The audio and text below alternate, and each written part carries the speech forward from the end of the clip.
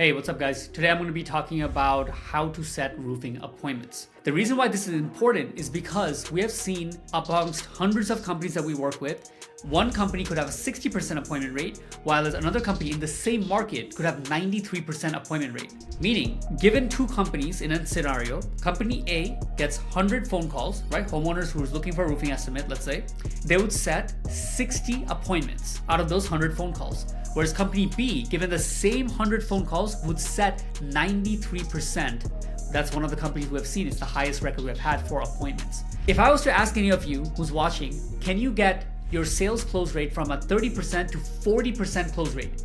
You'd probably say it's not gonna be easy. It's gonna take some work. But here, you can get up to 30% or more appointments, people you're getting in front of, while it's making it way easier to get that same impact, right? It's much easier to set a higher appointment rate than close higher sales. Yet everybody's focused on the sales, but not focusing on the earlier part of the funnel. The number one cause of this that we have seen is generally because the business owner is the end all be all. He's answering all the phones and he answers it flawlessly.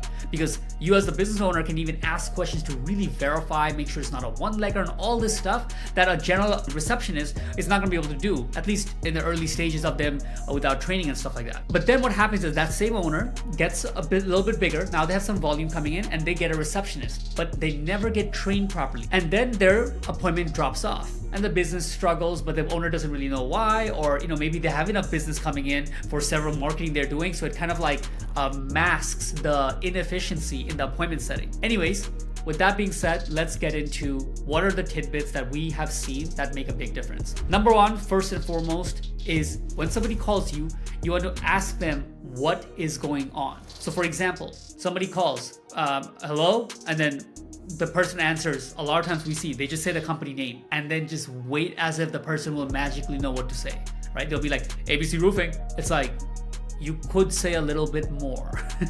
Like, hey, this is Jim. How can I help you? Then the customer would answer, hey, yeah, I was looking for getting a roof estimate. I have something going on. I was gonna see if you guys can come out, or how does this work, whatever it is, right? Say at least 1 to 2 questions just to get them to feel heard. So here's how that's gonna look like in that same scenario. Yeah, I need an estimate. I thought you guys can come out. And then would be something like, yeah, of course, we can do that.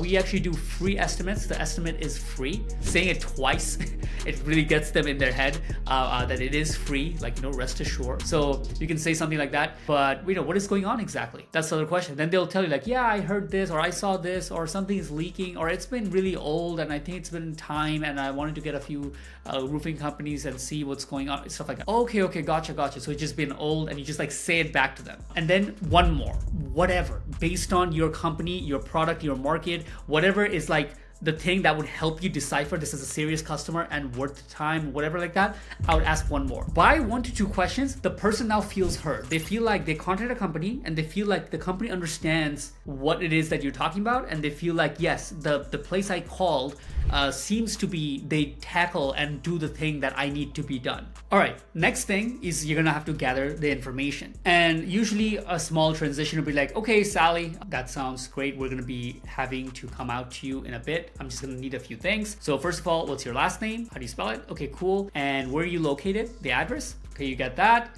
Okay, and is this the best phone number to reach you at? You got the main 3. And then other things that are important, right? You can get more things. If you guys have a CRM, you should be collecting emails. All right, where would you like the receipt to be sent to? Whatever, some easy way to collect the email like that. If you are somebody who qualify, like I said a bit ago, one-leggers and stuff like that, or other process or insurance, or know a little bit more about if it's a repair or replacement, depending on how far it is, whatever like that, you can ask these here. You can also ask things about where did you hear about us? We see a lot of benefit. If you have multiple channels of marketing, it's always good to ask on the phone level where you heard about us. And if you had asked them, then they'll tell you some social media, versus if they just, if you don't ask them, you'll just think it's from obviously your website or Google or your normal, direct phone number, and you won't know. Called, you let them know, ask them about what's going on, make them feel heard, get their basic info.